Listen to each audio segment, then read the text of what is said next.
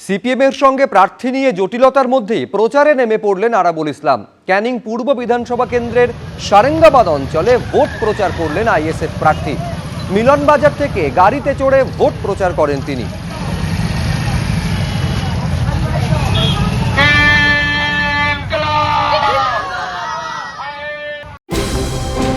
দীর্ঘদিনের রাজনৈতিক অভিজ্ঞতা, ক্যারিয়ারের কার্যত মধ্যগগনে শিবির বদলেছেন। তৃণমূল ছেড়ে এখন তিনি বিজেপিতে।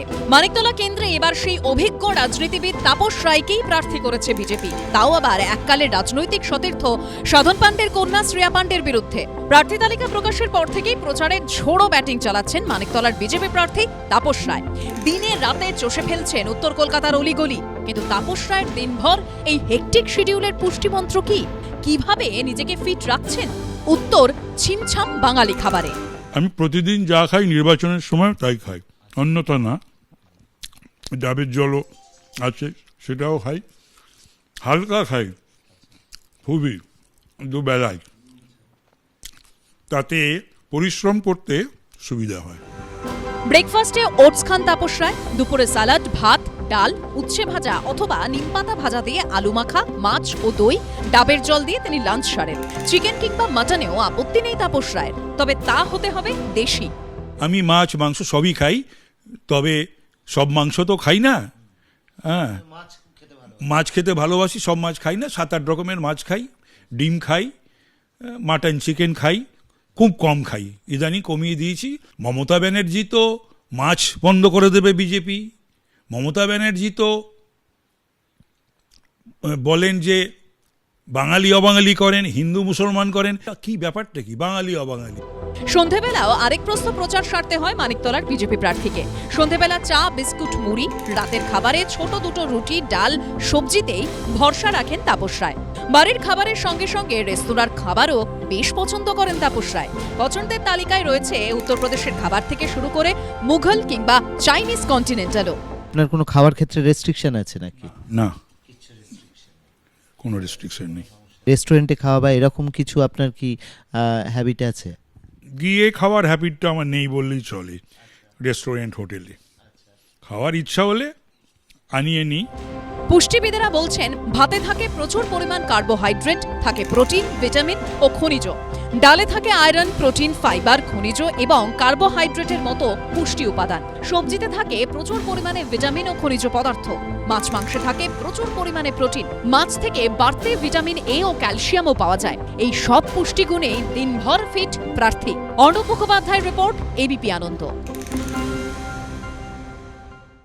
চিকিৎসক হিসেবে নাড়ি টিপে রোগ ধরে ফেলাই কাজ, তবে এবারের পরীক্ষাটা একটু কঠিন।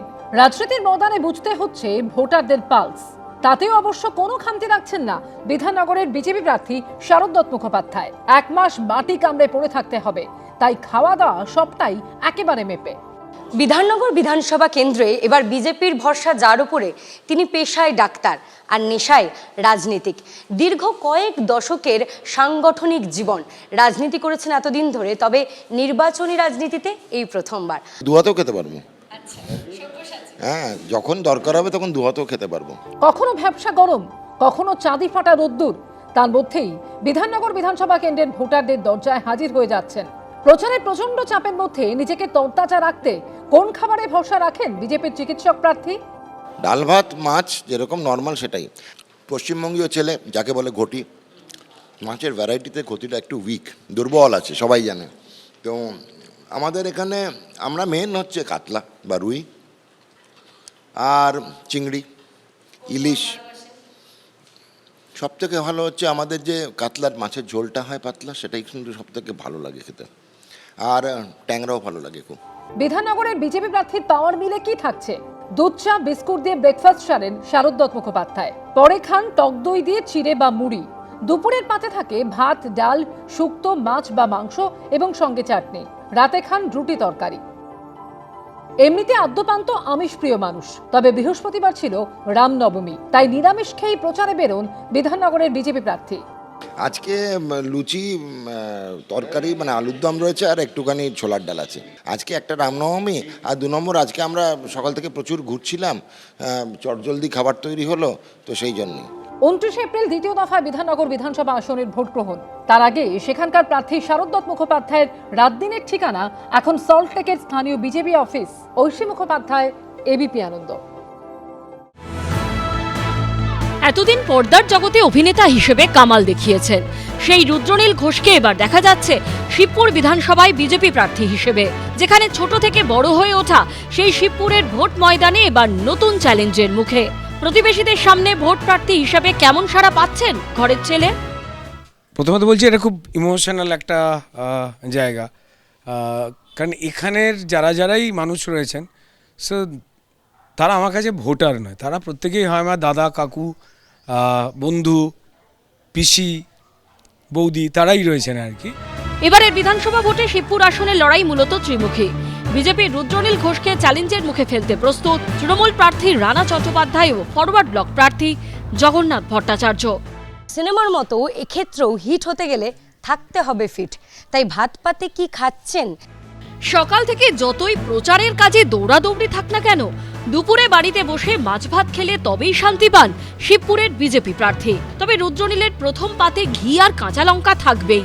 শনিবারের বারবেলায় তার মেনুতে ছিল ভাত, মুগের ডাল, পটল, আলু, বেগুন ভাজার পাশাপাশি কড়কড়ে করে কাতলা মাছ। ভাজাভুজির পর ছিল শুক্তো। শুক্তোতে একটু তিতো থাকে। এবার আপনার বিরুদ্ধে দুই দলই প্রার্থী দিয়েছে, তৃণমূল কংগ্রেসও প্রার্থী দিয়েছে, সে বামফ্রন্টের আমরা দেখতে পাচ্ছি যে এআইএফবি প্রার্থী দিয়েছে। কোন প্রার্থী বেশি তিতো? কোন প্রার্থী বেশি তিতো? তেতো কেউ নয়, মানে আমার নিজে, আমি তেতো বলবো না এদের, আমার সবার সঙ্গেই দেখা হবে, কথা হবে। দেখুন, দলগত জায়গা থেকে লড়াই থাকবে। রুদ্রনীল ঘোষের অন্যতম পছন্দের হলো আলু পোস্ত, তাই প্রচারের ফাঁকে দুপুরের খাবারে প্রায়ই থাকে এই পদ। এছাড়াও সজনে ডাঁটা দিয়ে পাতলা ঝোলে যেন তার প্রাণের আরাম। শেষ পাতে ছিল চাটনি, পাঁপড়, দই। শাসক দল তারা কোথাও গিয়ে বলেন যে বিজেপি এলে কিন্তু আমিষ খাওয়া বাবা ব্যান করে দেবে। আমিষ খেতে চান না এরকম কিছু ব্যক্তি আছেন। এবার একদম তিনি কখনো বলে দিয়েছেন এই আমিষ খাওয়া যাবে না, একদম নয়। কি কি মাছ ভালোবাসেন? আমার যদি মানে এক কথায় বলতে গেলে মাছ হলেই হবে, সেটা পুঁটি থেকে তিমি। পুষ্টিবিদরা বলছেন ভাতে থাকে প্রচুর পরিমাণ কার্বোহাইড্রেট, থাকে প্রোটিন, ভিটামিন ও খনিজ। পোস্তয় থাকে ক্যালসিয়াম, ম্যাগনেসিয়াম, ফসফরাস ও আয়রন। মাছে আছে প্রোটিন, ভিটামিন ও ক্যালসিয়াম। সজনে ডাঁটায় থাকে ভিটামিন, ক্যালসিয়াম থেকে প্রচুর খনিজ উপাদান। এত সাজিয়ে গুছিয়ে আমরা দেখি সচরাচর আইবুড়ো ভাতও খাওয়া হয়। তো আইবুড়ো ভাত খেয়ে এই যে এরকম একটা পেট পুজো করে যেমন বিধানসভায় লড়াই দেওয়া হচ্ছে, বিধায়ক হওয়ার প্রস্তুতি হচ্ছে, তেমন কি তাহলে বলা যেতে পারে যে বিধানসভা হয়ে গেলেই ছাদনাতলা? আমার ছাদনাতলার প্রতি আন্তরিক সমর্থন আছে। ওদিকে কি মিষ্টি খাওয়াবে? খাওয়ালে কোন মিষ্টি খাওয়াবে? দই। দই কি দই খাওয়াবে? অবশ্যই লাল দই, একটু হালকা মাথাটাকে এতে মোটা যেটা সর পড়ে সেইটাকে দিয়ে পরিষ্কার, আমাদের প্রিয় নেতাকে, আমাদের প্রিয় প্রধানমন্ত্রীকে দিয়ে বলবো যে খাকে দেখিয়ে। ভোটের দিন ঘোষণা হয়ে গেছে। সকাল থেকে সন্ধে এখন শুধু প্রচার, প্রচার আর প্রচার। এই সময় শরীর সুস্থ রাখতে পারাটাই বড় চ্যালেঞ্জ বিজেপি প্রার্থী রুদ্রনীল ঘোষের কাছে। ঐশী মুখোপাধ্যায়, এবিপি আনন্দ। এবিপি আনন্দ, এগিয়ে থাকে, এগিয়ে রাখে।